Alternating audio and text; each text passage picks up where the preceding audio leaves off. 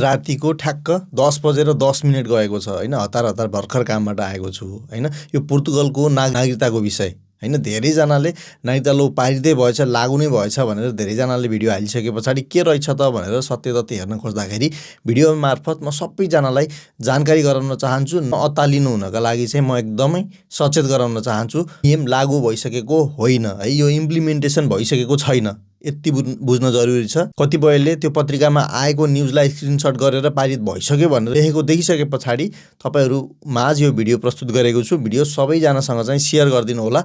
नियम पारित भइसकेको छैन, लागु भइसकेको छैन है त। अझै पनि नेसनालिटी एप्लाई गर्ने, सिटिजनशिप एप्लाई गर्ने समय छ। मैले हिजो पनि तपाईलाई भनेको थिएँ अस्तिको भिडियोमा, तपाईले टाउको समात्नु बाहेकको विकल्प रहने छैन। फाल्टा राखेर पनि यदि तपाईले चाहिँ नेसनालिटी एप्लाई गर्न मिल्छ, सिटिजनशिप एप्लाई गर्न मिल्छ भने तुरुन्तै एप्लाई गर्नुहोस्, अझै पनि समय छ है। अझै पनि त्यो विषय संसदमा गएर मतदान हुन्छ, त्यसपछि फेरि राष्ट्रपतिले हस्ताक्षर गर्छ, त्यसपछि मात्र कार्यान्वयन हुने हो। यदि भयो भने पनि है, हुने सम्भावना निकै देखिन्छ। मैले गएको भिडियोमा पनि भनेको छु। तसर्थ यदि तपाईहरु नेसनालिटी एप्लाई गर्नको लागि तयार अवस्थामा हुनुहुन्छ, छिटो भन्दा छिटो एप्लाई गर्नुहोस्, अझै पनि समय छ।